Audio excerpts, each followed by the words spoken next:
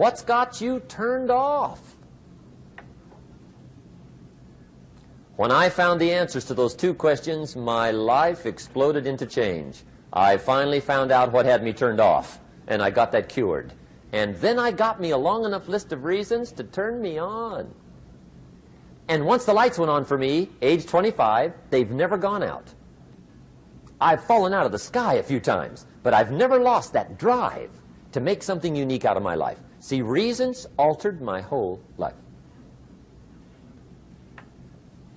Now, there's another list of reasons called nitty-gritty. Hard little reasons. Sometimes those little reasons are the most powerful reasons that can change your life.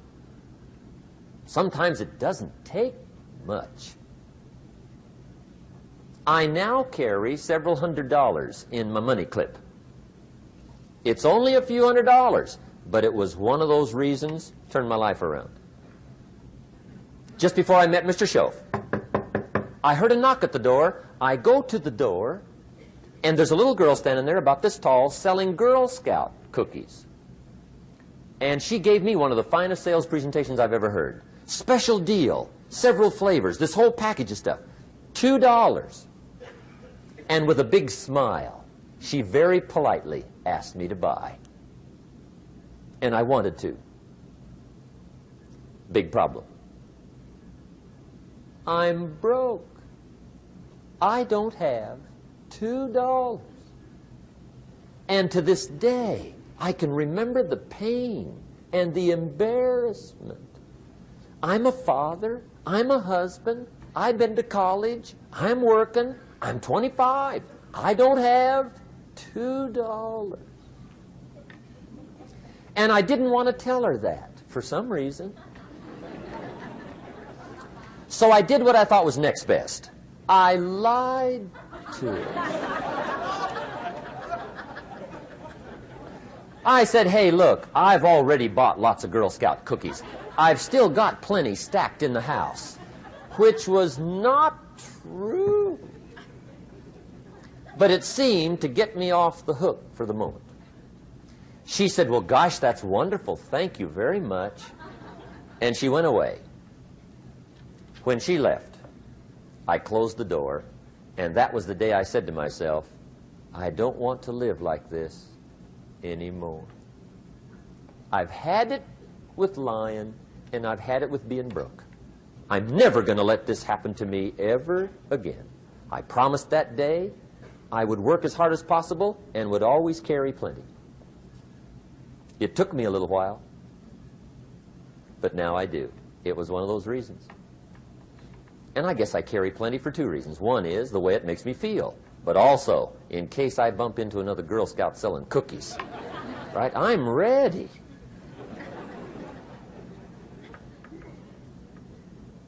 I walked out of the Bank of America one time up in Saratoga, California, where I used to live. Two little girls selling candy right outside the bank. Good place. Some girls' organization they're working for, right? I come walking out of the bank. This first little girl walks up to me. She said, Mister, would you like to buy some candy? I said, I probably would. What kind is it? She said, it's almond roca. I said, my gosh, that's my favorite. She said, wonderful. I said, how much is it? She said, it's just $2. I thought, incredible. I said, how many boxes of that candy have you got? She said, 5. And her little friend was standing there. She was selling candy too. I said, how many boxes have you got? She said, I've got 4. I said, that's 9. I'll take them all. They said, really? I said, yeah, it's my favorite. I've got some friends. I'll pass them around.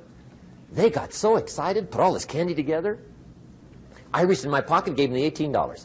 When I've got the candy and they've got the money, that first little girl looks up at me. She says, Mister, you are really something. How about that? Can you imagine only spending $18 and have somebody look at you in the face and say, you are really something. Now you know why I carry heavy, right? I'm not going to miss anymore. It was just one of those reasons. Helped to change my life. One of my nitty-gritty reasons was budget finance. Budget finance used to grind my soul. Way back in those early days, I had fallen for one of those consolidation loans where you take all your little hard-to-pay bills, put them into one big impossible-to-pay bill, right?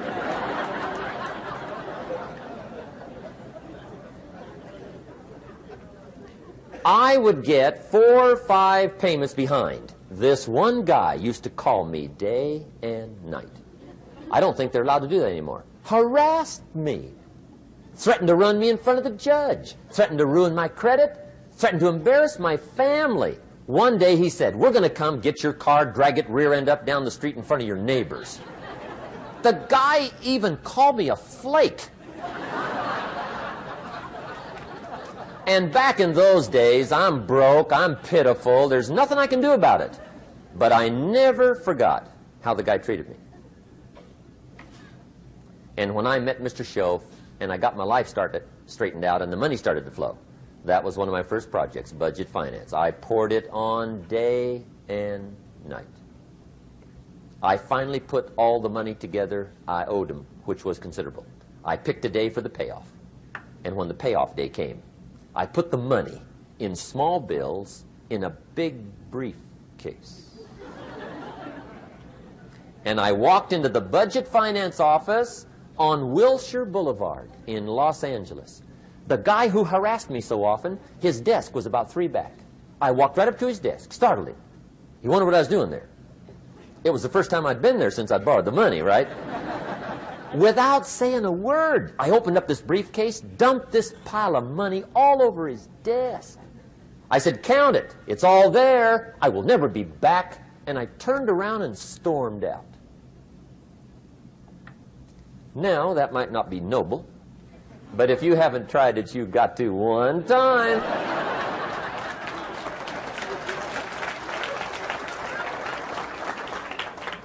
It can be the day that turns your life around. All you need is a reason that turns you on. One of my dear friends, Robert Depew, Bobby used to be a school teacher in Lindsay, olive capital of the world. Bobby taught school several years, got a little weary teaching school. One day decided he wanted to get into sales. So without telling anybody, he just up and quit his job teaching school and jumped into sales. When he did, his brother made fun of him, laughed at him, put him down, said Robert's lost his mind. Had a good job teaching school, now he thinks he's a salesman. He's going to go down the drain, lose everything. Just put him down something fierce. Bobby said, the way my brother acted when I got into sales, he said that made me so mad, I decided to get rich. And my question for you tonight is it possible to get that mad? Of course. Wealth is not a matter of intelligence. It's a matter of inspiration. Today, Robert happens to be one of my millionaire friends. Bobby's rich.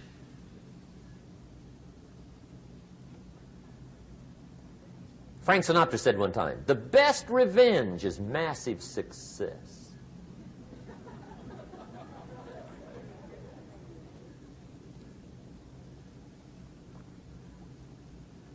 Hey, get you a long enough list of reasons so that after tonight you never lack for inspiration. You might not have all the answers right away, but you can get the answers if you can get the reasons. Now, let me give you a little simple formula for goal setting. Okay? We take 2.5 hours on the weekend for the whole 10-year plan. We don't have time for that tonight. But let me get you started with a little simple formula Mr. Schoaf gave me. And maybe this will be helpful. First of all, I've divided goals into 2 parts. First is long range. Long-range goals, that's your dreams. Your dreams for the next 3, 5, 10, 20, 30, 40 years. Actually, the rest of your life. Your dreams. You've got to keep dreaming. Ronald Reagan, president, said to the joint session of Congress a few weeks ago, "The Republic is a dream. And if we don't keep dreaming, we will lose the Republic." Your better future is a dream for yourself and for your family. Where do you want to go? What do you want to do? What do you want to be? What do you want to see? You've got to dream dreams. There's a Bible phrase that says, without dreams and visions, people perish. You've got to have something to go for that inspires the heart and the soul. Dreams. From the children of Sanchez, it says, take the crumbs from starving soldiers, they won't die. Take the bread from hungry children, they won't cry. But without dreams, we all will die. You've got to dream. Don't lose your dreams for yourself, for your future, for your family. The dreams of love and enterprise and travel and doing things, becoming something unique on your journey here. Don't lose your dreams. Do some dreaming. That's long-range goals. You've got to have those. So that's number one. Here's the second part of goals, short-range. Short-range goals. That's your goals for tomorrow, this week, this month, this year, the immediate future. We call these confidence builders. Because if you set up something short-range, go for it, get it, latch onto it, work hard, accomplish it. That starts building your strong feelings to go for your dreams. Now, I've divided goals into 3 categories. Here they are. Number 1 is economic. That's your goals for money, income, business, profits, production. Economics. Make sure you've got your economics well planned. Economics plays a major role in everybody's life. Economics is major, which means it ought to be meticulously well planned for tomorrow, this week, this month, this year, long range. What if you asked somebody tomorrow if you could see their meticulously well-planned list of economic goals? What would they probably say? They'd say, you some kind of a nut? You must be weird. Hey, I found out what success is. Success is doing what the failures won't do. Make sure you've got your economics well planned. It'll put you in the top 5%. One of the key little subjects we talk about on the weekend is the 7 fundamentals for wealth and happiness. And that's one of them, well-planned economics. It's a fundamental if you want to do well. Join the top 5%. Anybody in this room can join the top 5%, if you will. Okay. Now here's the second category of goals, things. Make a list of the things you want. And on my list of things, now I put everything. Little things as well as major things. Doesn't matter how small it is, it goes on my list. I used to just put major things, cars, homes. I don't do that anymore. I now load my list with everything. Everything. And the reason is, part of the fun of having a list is checking it off. That's it. Boy, at the end of the day, if you can go, got it, got it, got it, got it, got it, got it, whatever it is, right? You get into the habit. So load up your list, the things you want. Now, when you check off something major, celebrate. That's an important point to make. Celebrate your achievements. Live it up. Have a party when you reach something you've worked for a while. See, we all grow from 2 experiences. One is called the pain of losing. The other one is called the joy of winning. We need both of them. Amplify them as much as you can, which also means make losing painful. If you set up something, fooled around, didn't get it, put it on yourself. On the other side, if you did get it, congratulate yourself. Self-congratulations is a sign of maturity. Seeking congratulations is a sign of immaturity. But hey, winning and losing, see, that's what it's all about. That's the name of the game. Now, some people lead such mediocre lives, at the end of the day, they don't know whether they're winning or losing. They got no clue. Guy's just going through the day with his fingers crossed. There's a better way. Okay, here's the third category of goals, personal development.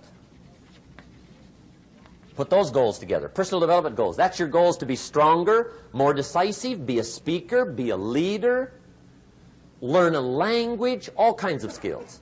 Okay? The whole weekend seminar was designed to improve all your skills so that you walk away more skillful. And that's what you want, the personal development skills. That's what attracts, that's what brings good things to your life, the person you become more skillful.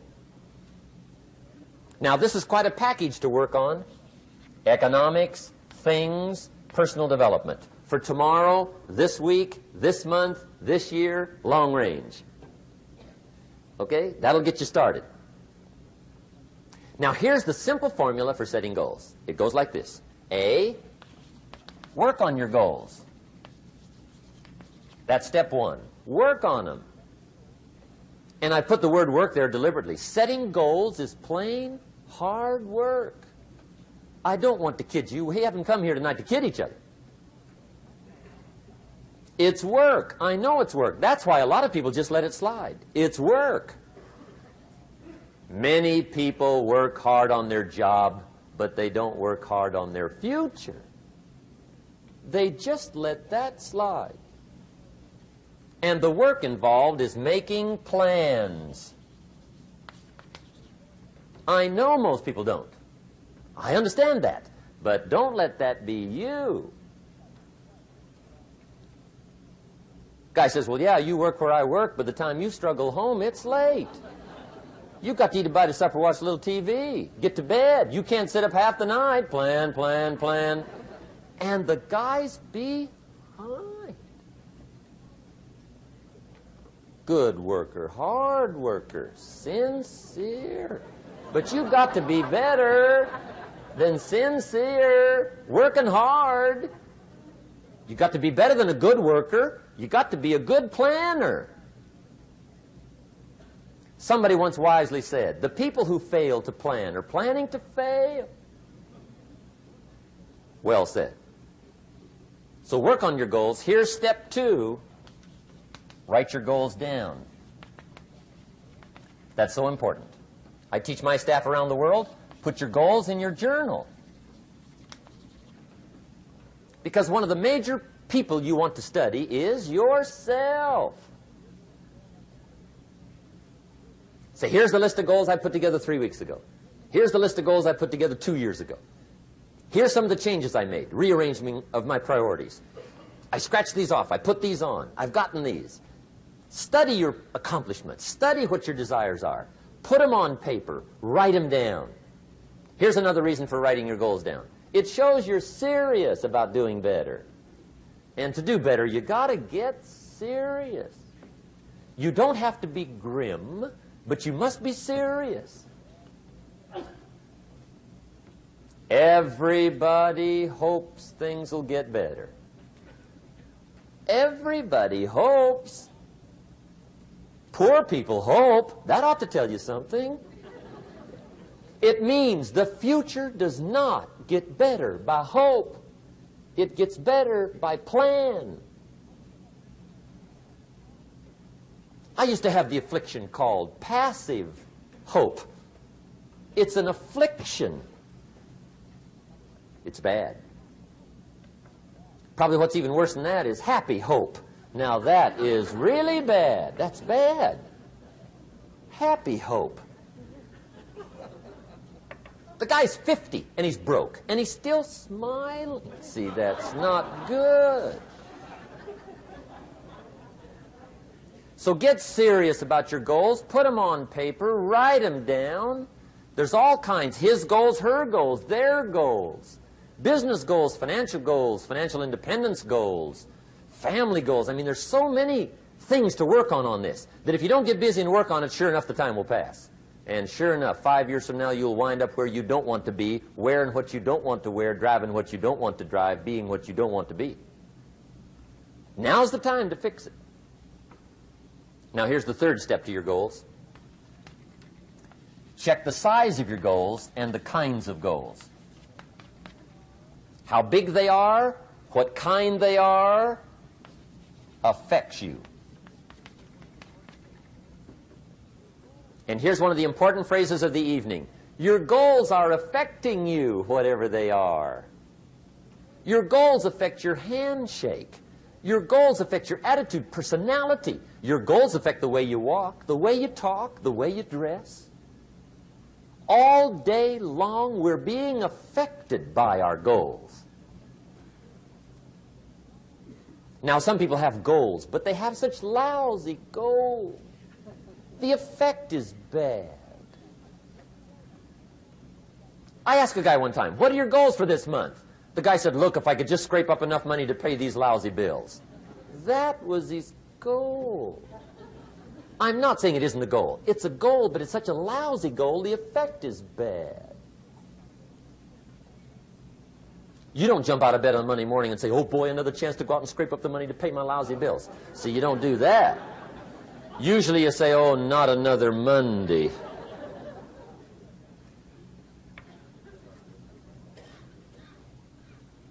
And some people have so given up on life, they have joined the thank God it's Friday club. How sad. Surely those are the same people, when life is over for them, will say, thank God it's over. Let me give you a Bible philosophy that teaches how to get whatever you want. That's the title of the next set of notes. How to get whatever you want. From the Bible. Now again, I'm an amateur when it comes to the Bible. I'm not a pro. But this I can quote, and I think that'll be sufficient. How to get whatever you want. Here's what it says if you're ready. It says, ask,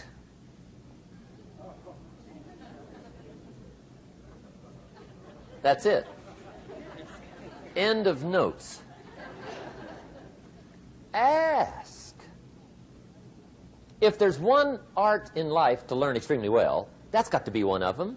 The art of asking. What does ask mean? Ask means, what do you want? And the formula is staggering. It says ask and what? A guy ought to look into that.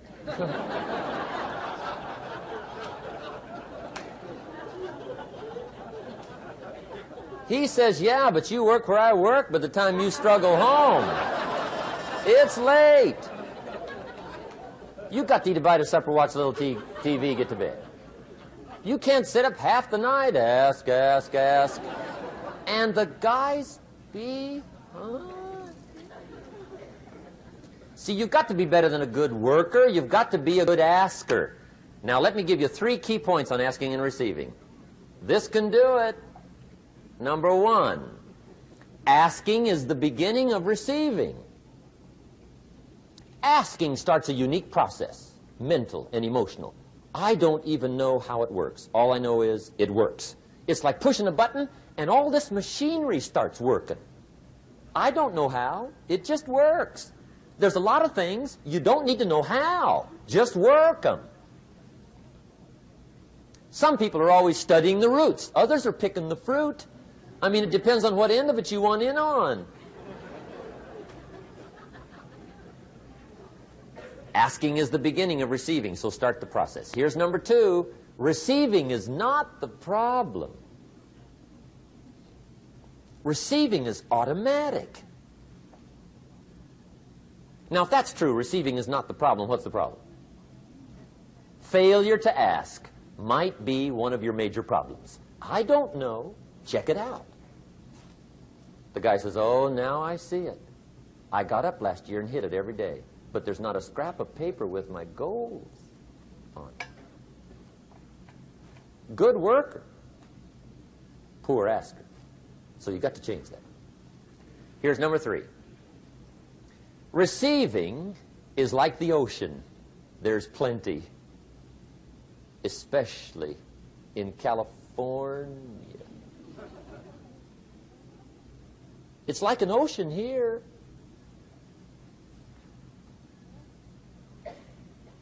Success is not in short supply.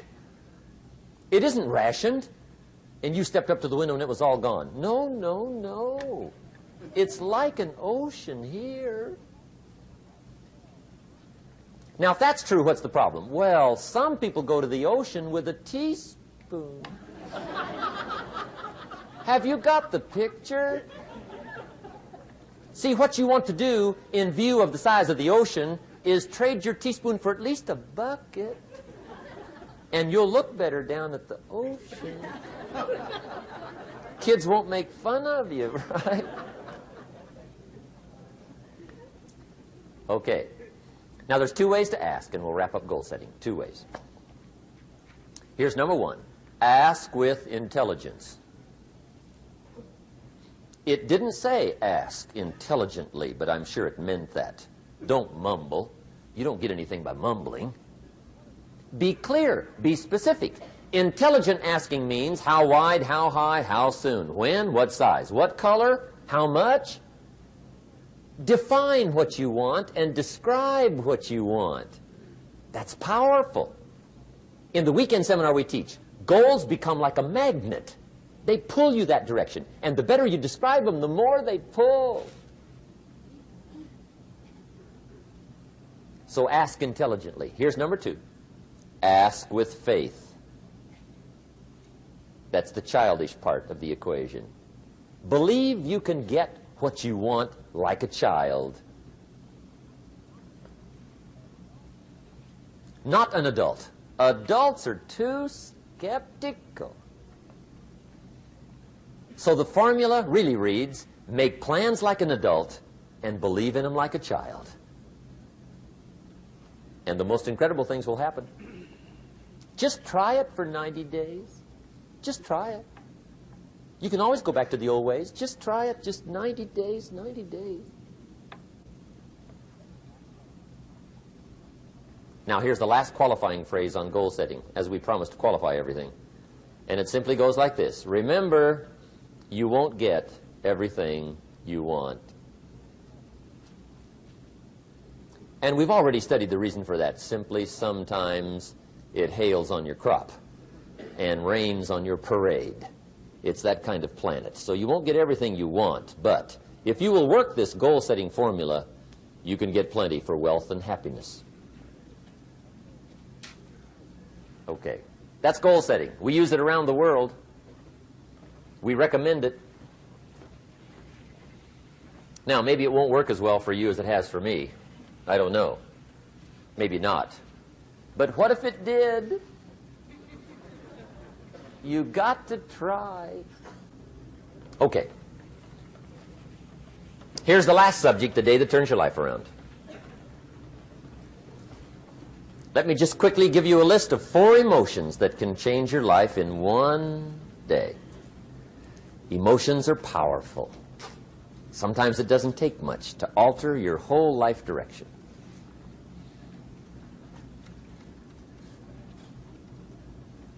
Okay, here they are. Number 1, disgust. Powerful emotion. Disgust says, I have had it.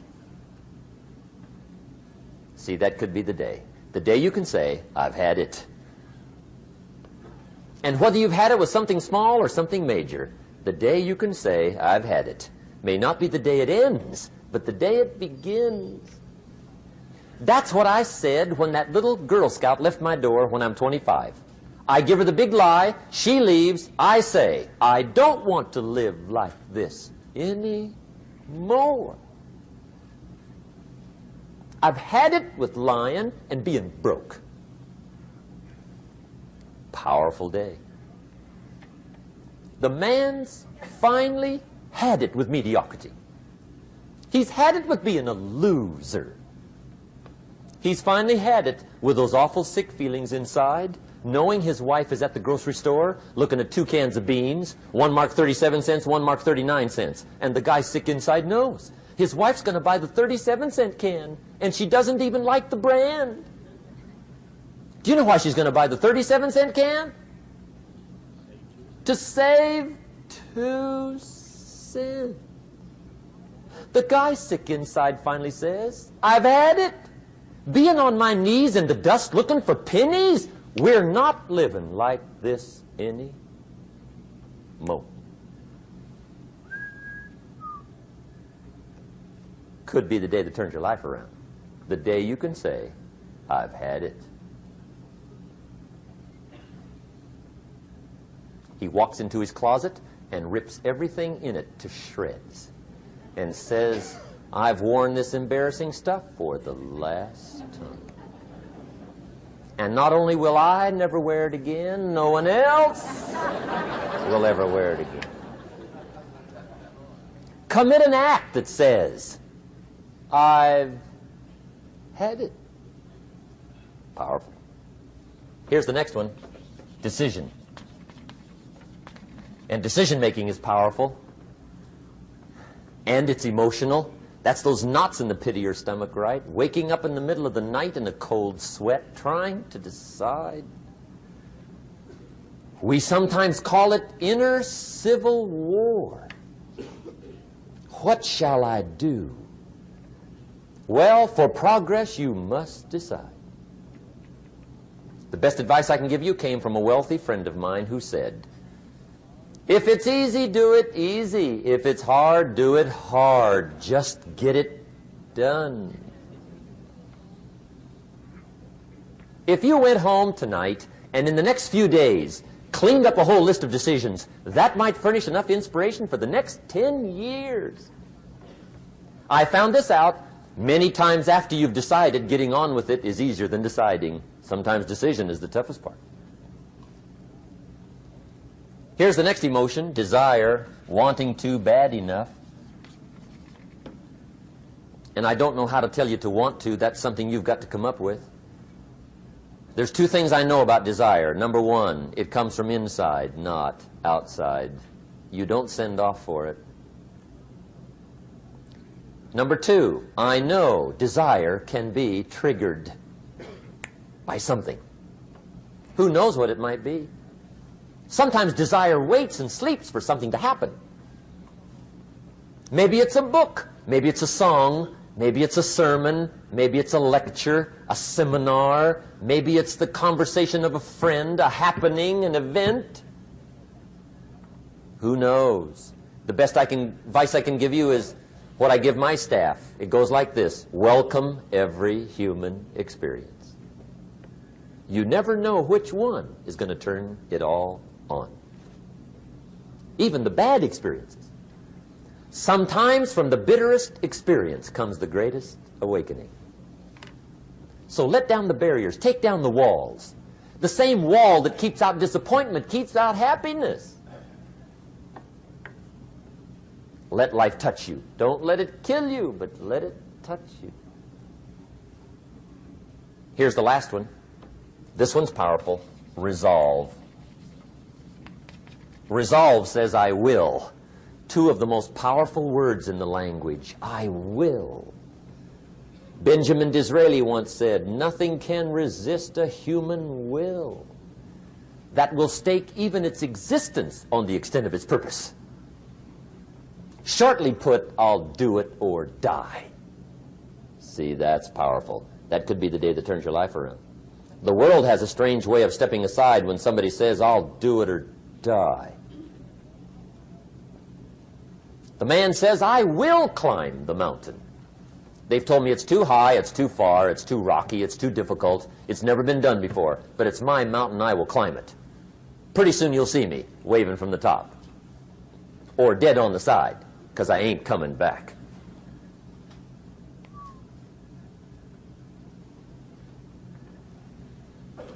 The best definition I ever got from the word resolve came from a little junior high girl in Foster City, California, up north. I'm talking to the junior high kids one day. I love to ask kids definitions. They come up with beauties. I got to the word resolve and I asked, who can tell me what resolve means? And I got several hands, and they were all pretty good, but the last one was the best. Little girl, about 3 rows back.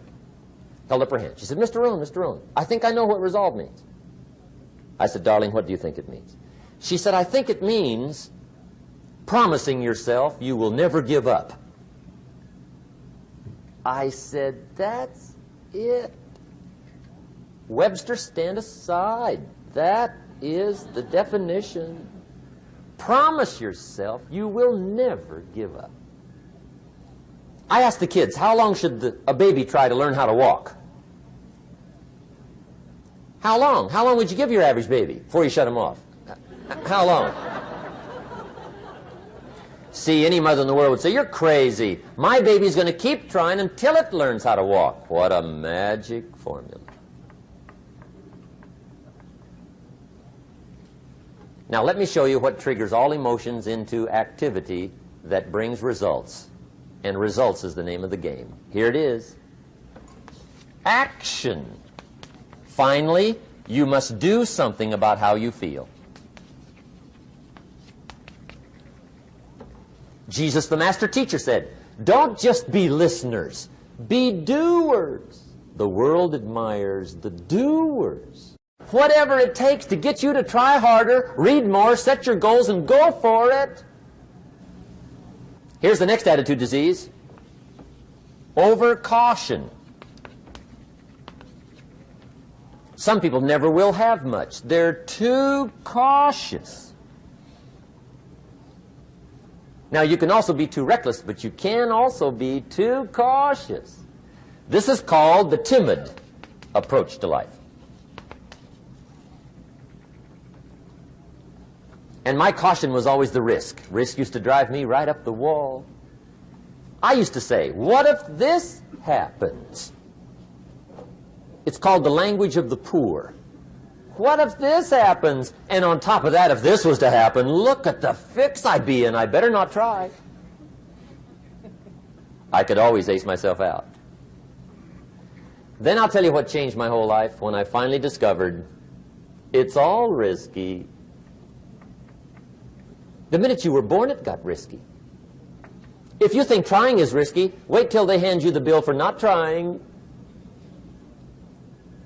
If you think investing is risky, wait till you get the tab for not investing. See, it's all risky. Getting married is risky. Having children is risky. Going into business is risky. Investing your money is risky. It's all risky. I'll tell you how risky life is. You're not going to get out alive. That's risky. The Englishman says, well, if that's the way it's going to work out, let's give it a go. Right, that's what it's for. Give it a go. Somebody says, yeah, but I'm looking for safety and security. Fine, then huddle in a corner. We'll cover you with a sheet, bring you 3 meals a day.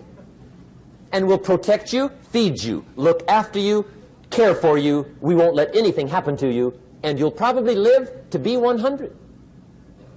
The guy said, well, yeah, I'd live to be 100. But what a way to live. Right. What a way to live, safe and secure. Don't ask for security. Ask for adventure. Better to live 30 years full of adventure than 100 years safe in the corner. And see, it's not important how long you live. What's important is how you live. Here's the next attitude disease. We're almost through with this motley list. In fact, we're almost through. Hang on. The next one is pessimism. Pessimism, the deadly disease of always looking on the bad side, the problem side, the difficult side, checking all the reasons why it can't be done. The poor pessimist leads an ugly life. He doesn't try to figure out what's right. He tries to figure out what's wrong. He doesn't look for virtue. He looks for faults. And when he finds them, he's delighted. How ugly. This is the poor guy who looks through the window, doesn't see the sunset. He sees the specks on the window.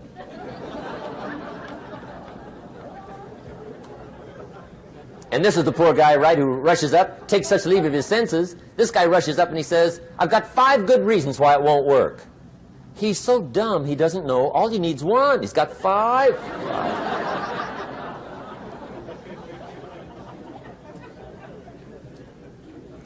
To the pessimist, the glass is always half empty.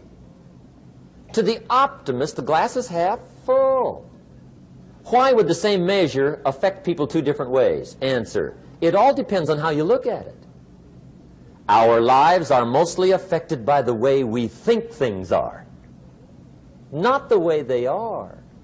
The way we think they are affects us most. There's a subject we don't have time to get into tonight called better thinking habits.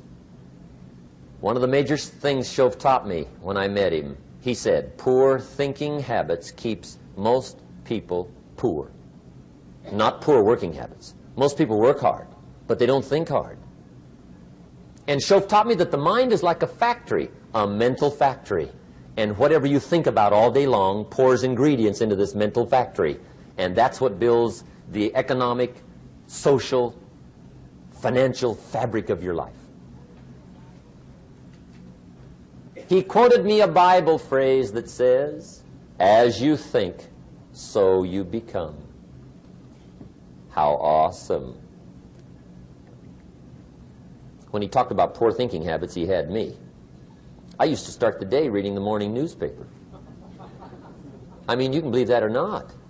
I'd get a cup of coffee and read the paper. I'd load up on wars and riots and murders and stabbings and killings and bank robberies and muggings and car wrecks and tragedies. I'd even read the back pages. I seem to like that stuff for some weird reason. I'd load up on all that, and then I'd start the day. You can imagine the kind of days I used to have. You walk around on your financial knees. They call you economic peewee.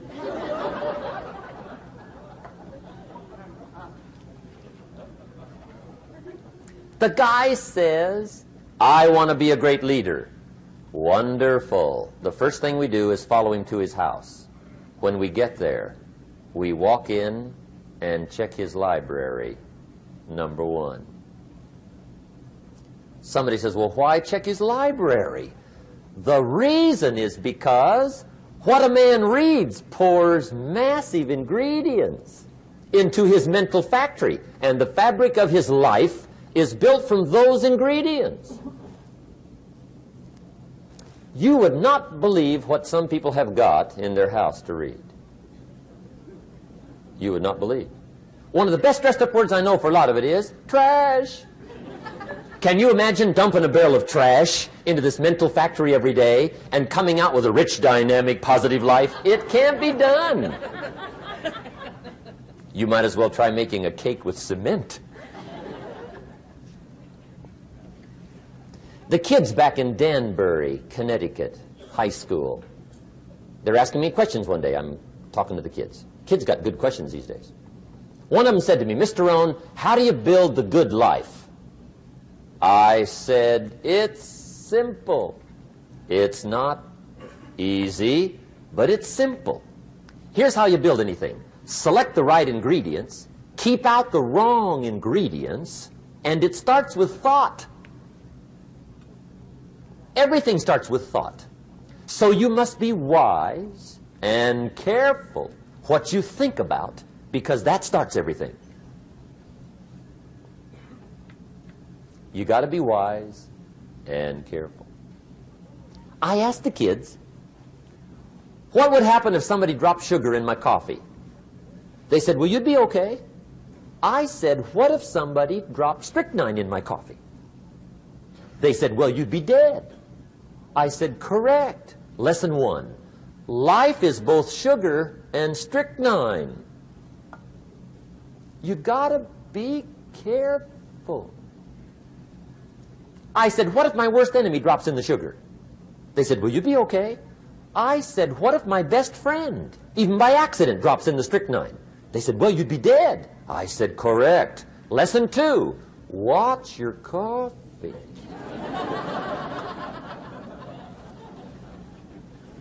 You got to be careful. See, it doesn't matter who hands you the bad stuff. It doesn't matter where you get the bad stuff. It'll still do its damage on your bank account, wherever you get it. Mr. Shoaff gave me one of the greatest phrases when I first met him when he said, Jim, every day stand guard at the door of your mind. How important. Stand guard at the door of your mind. And you decide what goes into your mental factory. Don't let anybody just dump anything they want to in your mental factory, because you've got to live with the results. Okay, here's the last disease, and we're through with this list. In fact, we're almost through. Hang on. The last subject is very brief. The last disease, but this one is deadly. Engage in this one, indulge in it even slightly, and you might as well forget the future, because it's going to forget you. Complaining, crying, whining, griping. A Bible word called murmuring. See, that'll ace your future. Spend 5 minutes complaining, and you have wasted 5. And you may have begun what's known as economic cancer of the bone. Surely they will soon haul you off into a financial desert and there let you choke on the dust of your own regret. I hope I said that well, so you won't forget. It's a deadly disease. If you don't think it's bad, ask the children of Israel of Old Testament fame. Typical of us all, their story just happened to get in the book. Story says, children of Israel were slaves. God performed a series of dazzling miracles and got them out. And now they're heading for the promised land. Remember the story? Heading for the promised land. Tragedy of the story, they never got there. Reason. From day one, they started to complain. They griped about the water. They griped about the weather. They whined and cried and griped about the food. They griped about the leadership. They whined and cried because it was too far, too cold, too hot, too difficult, too miserable. I mean, they whined and cried for years. Finally, God said, I've had it, trip canceled. Or something like that. The story says they died in the desert, never got to the promised land. Which I think means two things. Indulge in this long enough, you get your future canceled. And I guess it also means even God himself can only take so much.